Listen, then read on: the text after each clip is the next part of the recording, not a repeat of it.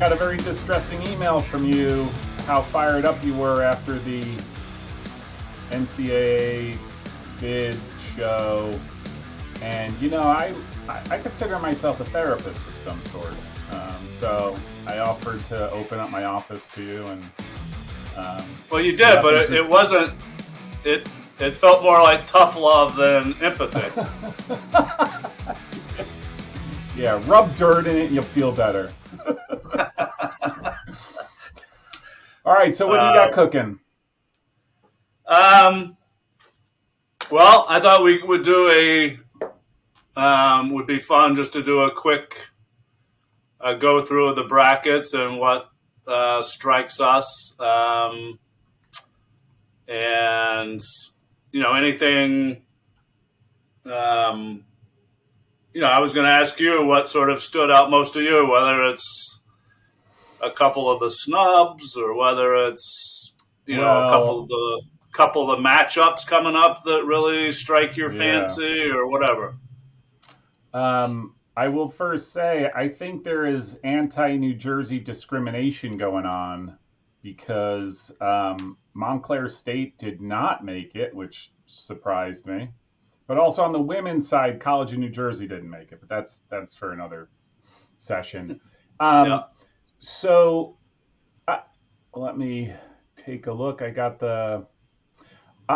there is one match that I am very interested in. It's the Mary Hardin Baylor Pacific Lutheran game. I think that could be pretty much a humdinger. I'm going to project. So the Washington and Lee, Brevard, Case Western Reserve, Muhlenberg games. If it ends up being Washington and Lee and Case Western, I think we got a game going on. But obviously Brevard and Muhlenberg will have something to say about that. I will say for your beloved Owls, I think they just put you in a bracket to knock out one of the better teams because I think can be only one. So Kenyon, Calvin, or Carnegie Mellon are my takes to get through to be the survivor. I think it will be Kenyon, but Kenyon versus Calvin can be quite the matchup. Yeah, I don't think when you say Kenyon, Calvin, or Carnegie Mellon, I don't think you're going out on too much of a limb. Yeah, no, but I think Kenyon does it. I mean, I'm siding with you guys. I think Kenyon gets through. They're playing at home, which they've actually lost to Calvin in the Elite Eight on that field. Mm-hmm. But, I think they definitely have a shot to get through. And if they do get through, then I don't know. Anyway, I'm not going to talk about – I'll let you make any Kenyon references today. Okay. I think they do it. I do. I think – And And I agree with you. I think Washington Lee and Case Western would be a fascinating matchup. And I also think Kenyon versus Washington Lee Kenyon's already played Case Western, which would be tough because that would be a rematch that Kenyon won. And Calvin and Washington Lee also would be fascinating. So yeah. I don't think Washington and Lee has it easy because I think they're matched up against teams that could give them the game. Right? I mean, yeah. Well, when you're in a quadrant that if you survive some really really tough games and then you're still staring at Messiah at the end of it to try to get to the Final Four, it's it doesn't inspire a ton of confidence. Yeah, that who knows, that semifinal might be the national championship right there. If it wouldn't be you mean a quarterfinal? Quarterfinal, I'm sorry. Yeah. What do you why don't we just get finish up that quadrant, Okay. would you give? I'm going to have one caveat to this, but um, would you give, if it happens, North Park much of a chance against Messiah? No. Oh, And that's right. I forgot I'm talking to the Messiah guy. Messiah, me? You kidding me? I'm a Purple Raider through and through. Um, I I just don't see. I see Messiah winning it all. Like the way they're playing and how, I mean, scary their offense and their goal production is. Yeah, Um, I just don't see anybody being able to stop them. I could see going blow to blow, right? Like I could see it just becoming a physical downright game, but they have something that nobody else has, and that's this ability or this belief that they're going to score. It just doesn't, yeah. and I don't see anyone else who has that. No, looking at that quadrant, it's hard to imagine Messiah not getting to the Final Four. Although, Yeah. um, I think North Park could. If they first of all, that was what I wanted to come back to. I'm really worried about North Park and Rose Holman. Um, people talk about how nobody's won the title except for Messiah or the Nescacs. The last Mm-hmm. non-Nescac, non-Messiah was Owu. Mm-hmm. And then in 2013, I think Owu was ranked number one in the country. They would have hosted all the way to the Final Four. They lost in the first round at home to Rose Holman. Yeah. Um, and one of those games where they probably had 30 to 5 shots, and Yeah. I think it Just was a doesn't go muddy, in. Yeah. yeah. But that changed. That was the year Kenyon had their first match with Messiah, and that probably would have been played at Owu, Mm-hmm. and it would have been Kenyon, Owu, Franklin, and Marshall, and Messiah. So that might have. And Messiah went on to win the national title that year. Mm-hmm. But Rose Holman definitely will not be easy for North Park.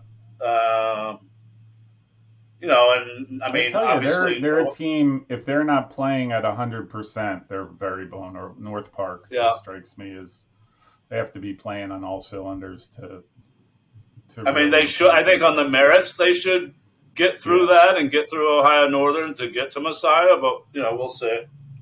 The one team that I think would, I don't know if scare is the right word, but I don't think Messiah would want to play Calvin. No. Um, Yeah, I could see. Again, a team that is not afraid to get physical and get after it and close down spaces really fast. I think that's the right, and formula. Calvin Yeah. wouldn't be awed by Messiah, or there wouldn't be Correct. any intimidation factor. Correct. So, all right. So Let's which one go. you want to do next? Let's just do the Chicago, the top left. So Chicago, Birmingham, Southern. I don't see a world in which Chicago doesn't go through. I just Yeah, like I they say, there's no guarantees, but I don't yeah. see. Now, I think there are some interesting. I'll tell you. You already talked about it. I don't know enough to talk about. Um, I think St. Thomas or Mary Hardin Baylor could beat. I don't know. I, I guess I would pick I, Pac Lutheran to get yeah. through to get to Chicago. I think the Luther UW Claire game is fascinating. That'll be a good game. And then if it's, I mean, I think Claire that they won't be favored in either one of these, but I Mm-mm. think Claire could beat Luther and beat Gustavus and get to the Sweet 16. Yeah. Um, They have that And then, combination, right, of just physical brawn out on the field and then the ability to score.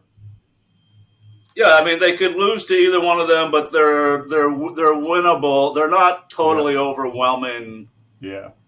Um, and then I think this might be one of the best games in the second round. That is kind of a sleeper. Would be North Central at with St. Olaf. Oh, that yep, the second one. Yeah, that would be another really good one. Right at the bottom of that bracket. Yeah, yeah. I would totally I could see that. I just this is where on that game I just think North Central. I don't know, rarefied air. I don't know, Right. do they choke or not? But North Central is the one that I would be like, yeah, they're the ones that are going to go through on this bracket. I think So that's a good point. I mean, I think St. Olaf or North Central would be the ones to give the best game to Chicago. But Chicago, yeah, I yeah, mean, North Central hasn't had the experience of being in that experience, yeah, rarefied air. yeah, yeah, yeah, So, and St. Olaf did have a good run yeah. last year. Last year, and they're not as consistent this year. Not as, I don't know, dominant as they seemed to be last year. Yeah. So it sounds like we both pretty clearly have Chicago. Um, And Messiah. Like right, on the just for left that and right. quadrant, Yeah. yeah. Yeah. Okay. And that would set up potentially for them actually to play in the championship game and not one of the semifinals. Correct. Which what a Um, game that would be, right? Like that would be a heck of a game. yeah. Yeah. I think people would want to watch that one, definitely. Yeah, I think everybody wants to see that if their own team gets knocked out. Yeah. All right, you got two left. All right, so we'll do the left-hand side. Stevens. Yeah, you're the Stevens guy. Yeah, I'm. But here's the thing. I might be going with this is the tougher one, I think. Like I could see Rowan being the upset. I could see them beating Middlebury. I could see them facing Stevens, and then I could see Rowan winning. Yeah, I'm going to go against you on. Okay. I'm going to go against you on that one because I mean, obviously Rowan could beat Middlebury. I mean, that's sort of a toss-up-y kind of game, but Yeah. I think Middlebury will be too disciplined for Rowan. And I think if Middlebury beats Rowan, I think they'll go to the Final Four. I'm, you know what? That's anti-New Jersey discrimination that I'm hearing from you. You mean because of Stevens and Rowan? Yeah. Well, you're still so ticked off about Montclair that you're having a hard time. You're not really seeing things clearly. You know what? I'm calling all the 5 families together, and we're gonna take care of business. We might have to go to the mattresses here. Wouldn't that be weird? Wouldn't that be funny if Montclair sort of mysteriously found a way to get into the tournament? Yeah. Somebody had to drop out. Right. Oh, brilliant. That's interesting. Yeah, I well, let me tell you why. Let me tell you why I say that. I think it'll be Stevens or Middlebury because when you look at I don't think Cortland or Franklin and Marshall would beat either one of them. And then when you look at the bottom half, there's some decent teams. Christopher Newport, Johns Hopkins is really good. John Carroll is like tough as nails. Yeah. But I don't see any of them beating Stevens or Middlebury, in my humble opinion. I don't.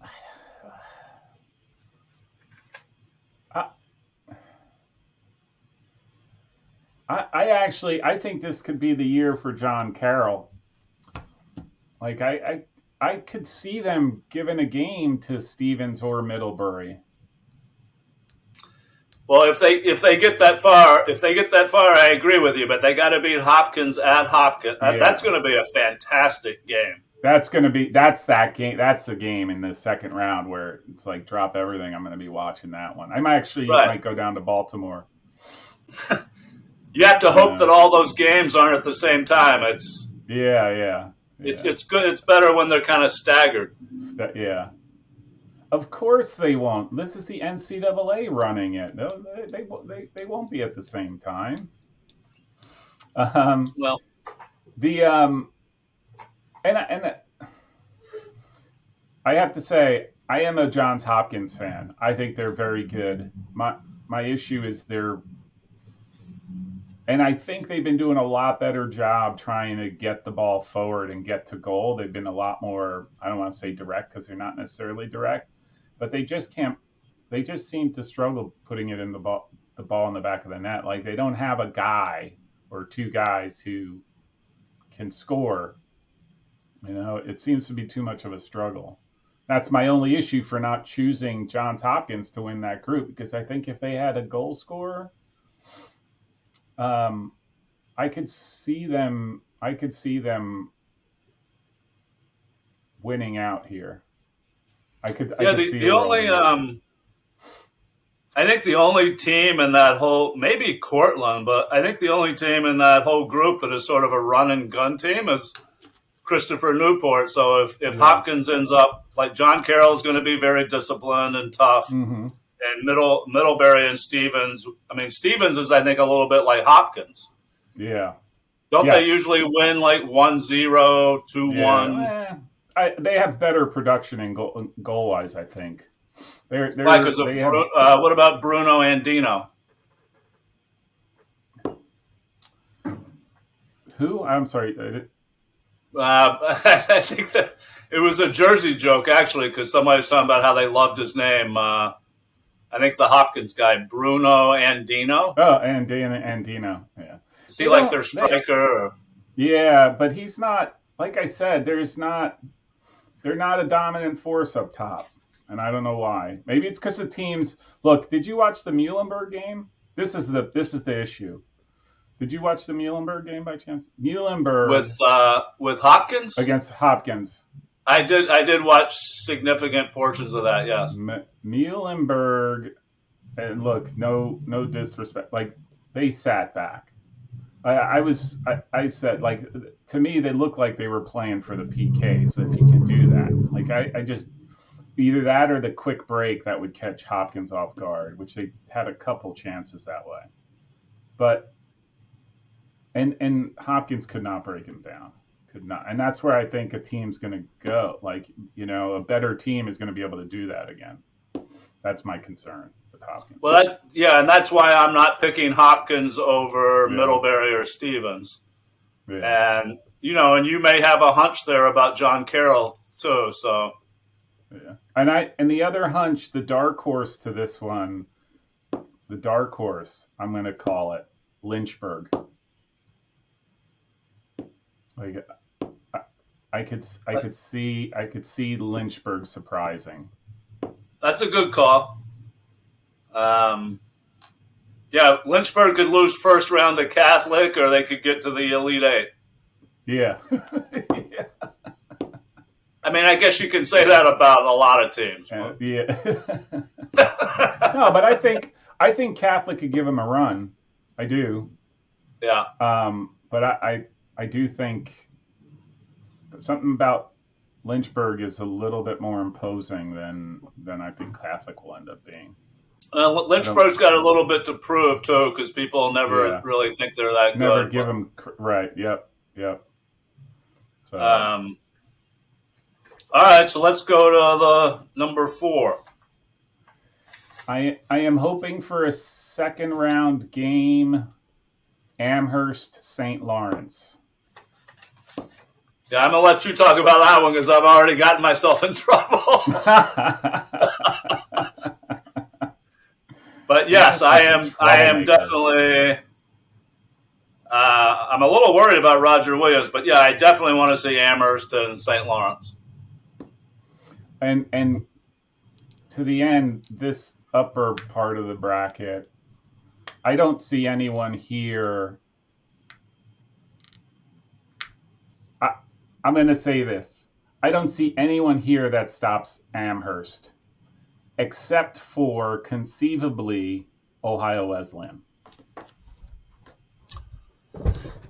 Yeah, by the way, I think Ohio Wesleyan actually got a pretty good draw. Like I think they can. Yeah. I think they can definitely get to the Sweet 16. Yes. And then depending on where that game is, if it's on Amherst, that's what worries me for St. Lawrence too. If a small narrow field with all the size they have, like there's just no space. No space. But I don't think Ohio Wesleyan and St. Lawrence would be like a phenomenal game. Oh yeah, that would be a lot of fun. But that would be the fun game. Right, I don't think Ohio Wesleyan can beat Amherst, to be honest. Okay, I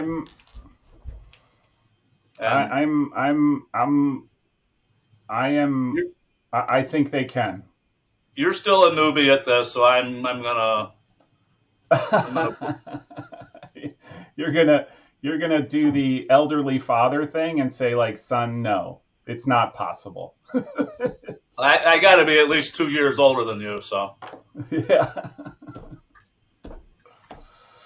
All right. And then, what do you think about the bottom part of that draw?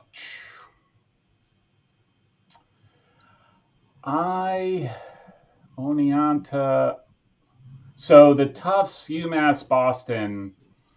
I think we should call some ambulances because that's going to be. I think that's going to be a brawl.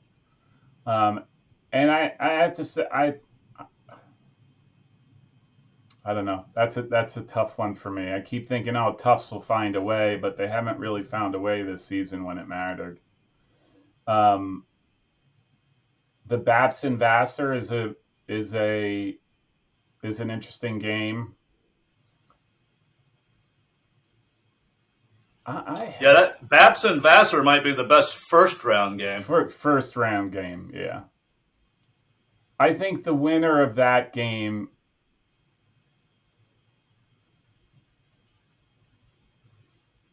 I think that's where you're going to find the winner of that section is going to be between Babson and Vassar, whoever wins that one.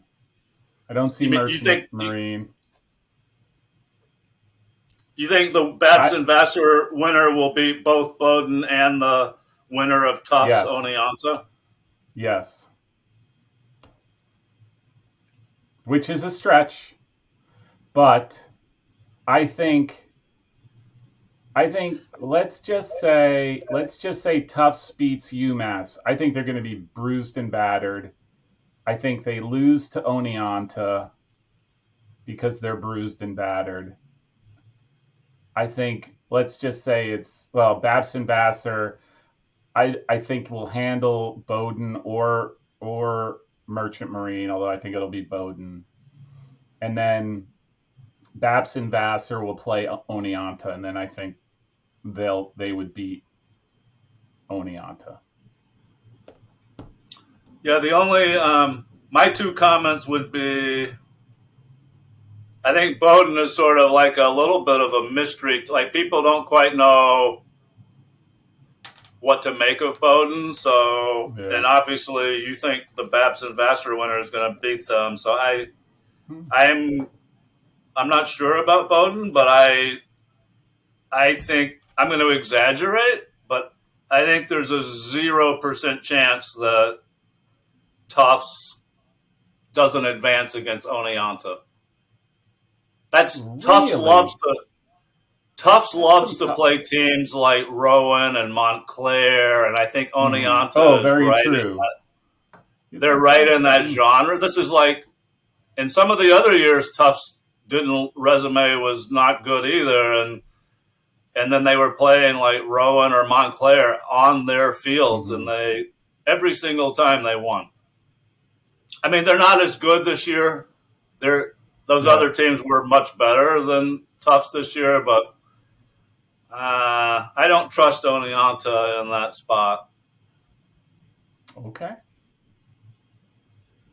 Even though I'll be rooting for Oneonta. Just like I'll be rooting for St. Lawrence if they get to play Amherst. That would be a fun game. That would be a fun game. That would be a really fun game to watch. Like I might have to figure out a way if I could drive an Amherst St. Lawrence matchup. Yeah. I think that could be the second round, definitely one of the second, if not the second round game. Yeah. But again, I've watched a couple games of St. Lawrence, and I just wonder, when some folks are going to get angry, but like when Amherst starts fouling and going in on tackles and yelling at the ref, like I just wonder whether St. Lawrence is going to be able to keep their heads, and concentrate on what they have to do and be disciplined enough to stay in it, even with Amherst and the antics and all that kind of stuff. I mean, they obviously know enough about Amherst to try to prepare for that, but I mean, it's how. Yeah. I mean, I don't know if you saw my post where I listed their size. Oh, 6'6", 6'8", 6'5", 6'3", 6'3", 6'3", on a small field. I mean, that's just a lot. And all they're looking for are long throws and corner kicks. It's like, that's their tactic. Yeah. Although I said, and if you watch the game, who they playing? Connecticut? Yeah, against Connecticut, said one of their main liabilities in the back is their goalkeeper, and that Connecticut goal he let in, I thought was totally because he's terrible on his feet. Yeah. By the way, let me give you props on you called Connecticut right all season long. And I thought they would eventually. I mean, they did get to the NESCAC final, but yeah. Anyway, you were on that pretty much right from the start. Yeah. Were you surprised that? Were you surprised that they did not get one of the bids? Because I wasn't, but I was not surprised, and I also was not. I think we talked about this last show, but I definitely thought Tufts and Williams were getting in, and I would have been. I don't know if shocked is the right word because. Mm-hmm. But I would have been very surprised if Hamilton got in, and I understand it's like really, really hard, but I think the way Hamilton finished, 0-4-2, or it just wasn't good enough. And I know the competition was very high level, but there is something to be said too about the timing, right? Like you are better off.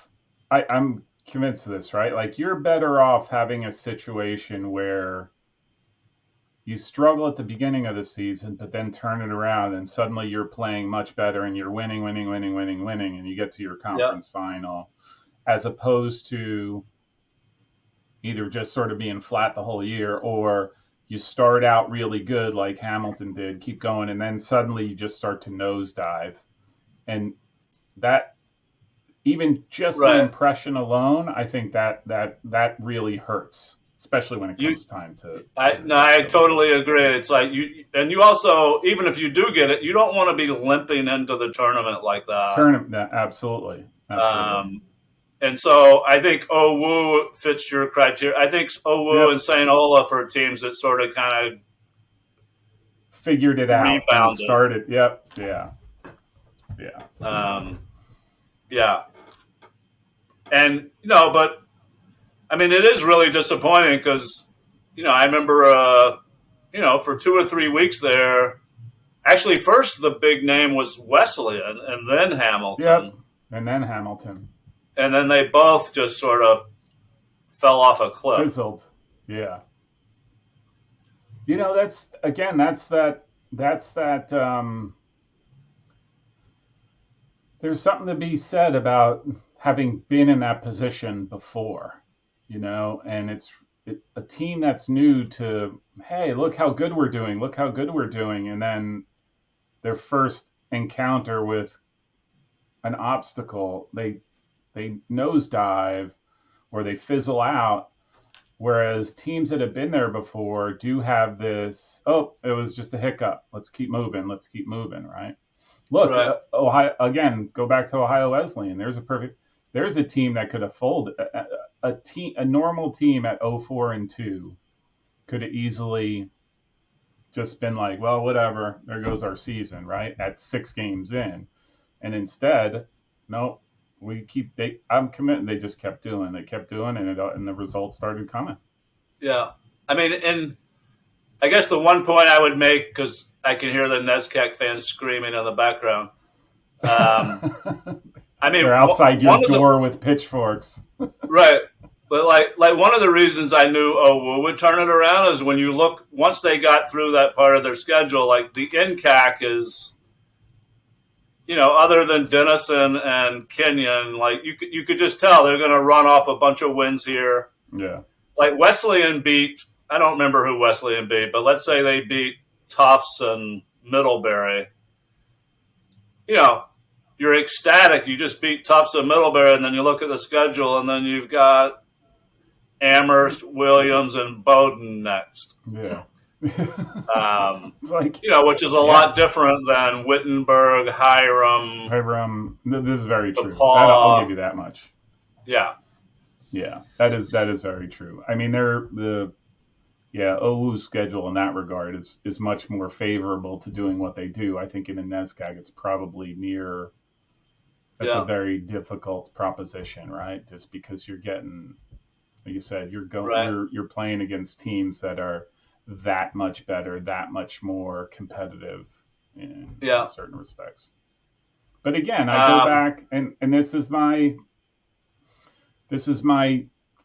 thesis as of late, my Western Connecticut thesis as of late, right? Which is, say what you will, a team that wins is a team that wins and deals with whatever it has to do to win. So, Western Connecticut, I'm gonna hang my hat. I think there should have been room on here for them, right? I think, right, you gotta show that there is some worth to doing your thing for an entire season and going 20-0-2.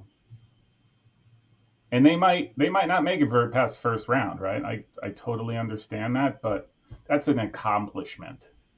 Any team at any level, 20-0-2 is an accomplishment. No, I totally agree with that, and whether you do well in the tournament or not, I don't think should necessarily have anything to do with whether you get in. Correct. And I think the overall, I've never seen the sentiment on our board so virtually unanimous about a snub.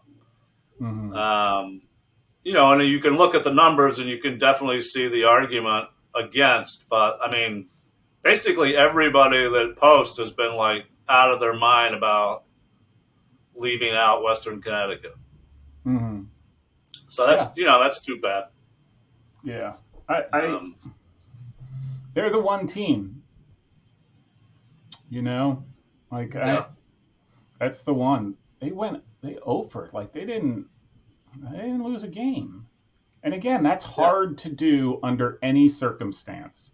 Under any circumstance in Division III soccer, at any level of soccer, that is a very difficult thing to do. Lucky, not lucky. But I think and it's not like their strength of schedule was a 2. It wasn't. It's not like it was bad.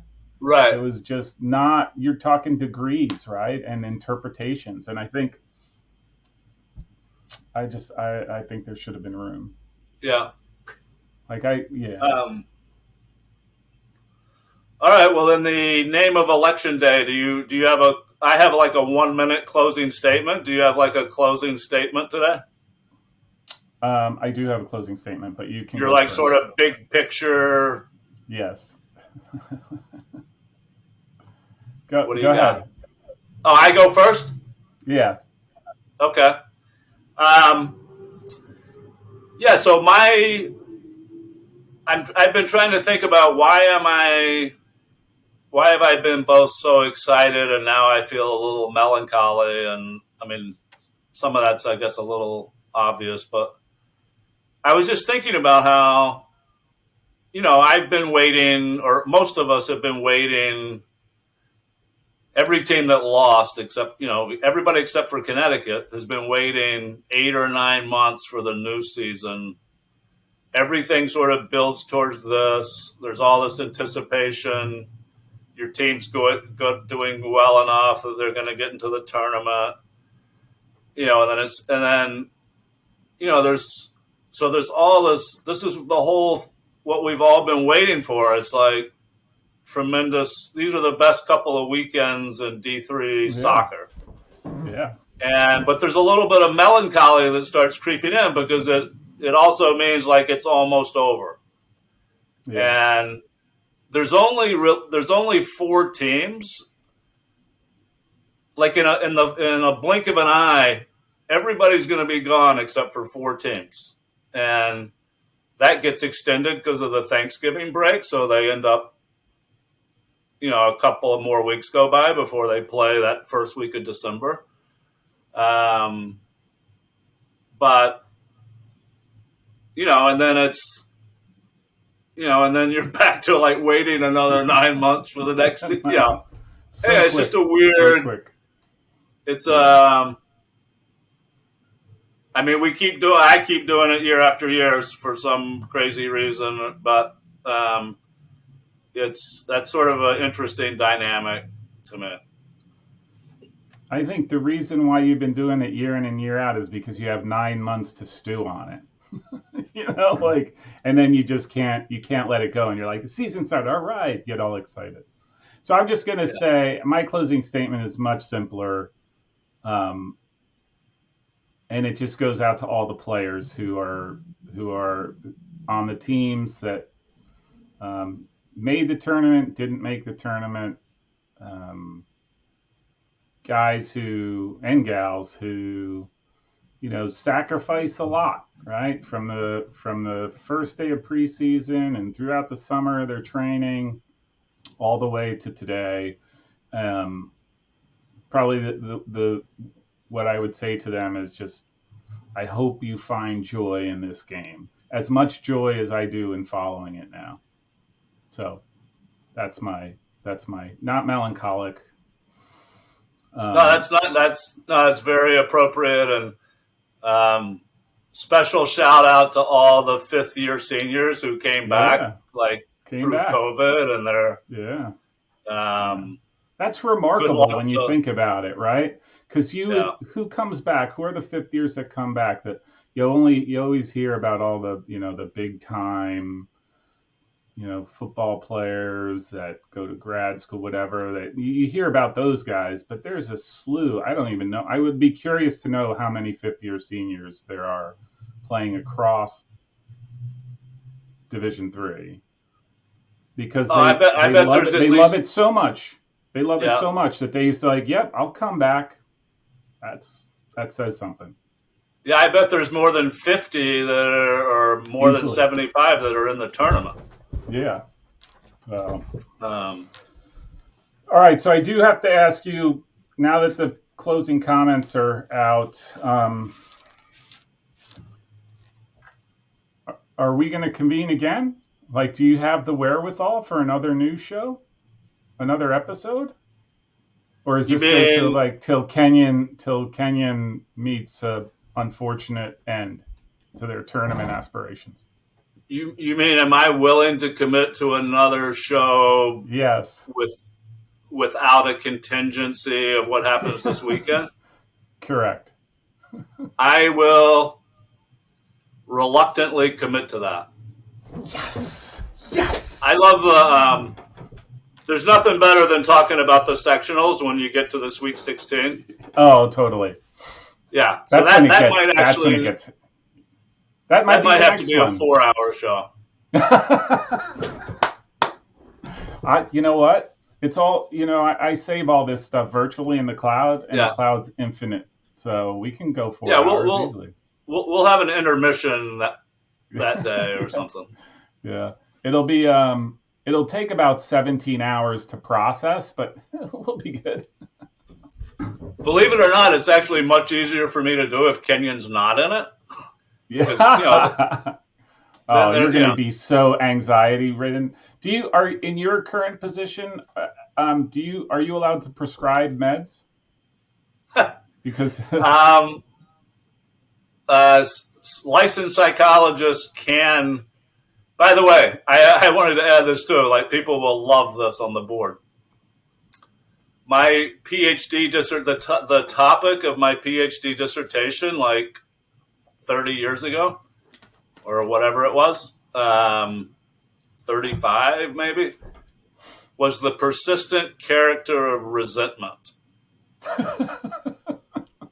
And the key thing about resentment is it has to do with being wounded or slighted or like in a way that you feel like you can't control, and it's like it's really related to this whole narcissism theme I've been on. But yeah, license. You have to go through some extra training, which I didn't ever have any interest in prescribing, but there are some states. Some states now do allow psychologists. Yeah. I was just going to say, because if Kenyon gets knocked out, do you prescribe your own scripts? No, but I can. But that's the good thing. I can get my son to prescribe it. He's like already writing them. Yeah. This will be my little. This will be my little Jackie moment. There's my son right there. Nice. Always over your shoulder.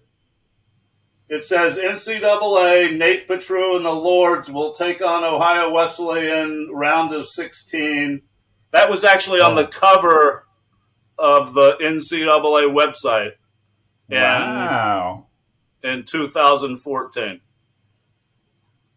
So I have to say I do love that. That's frameable.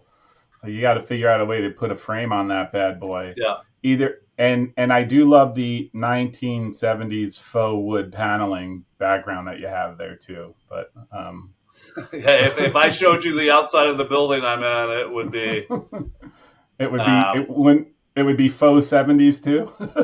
People would start sending money in to like help me get through the year. Oh, thanks. I'm glad you said.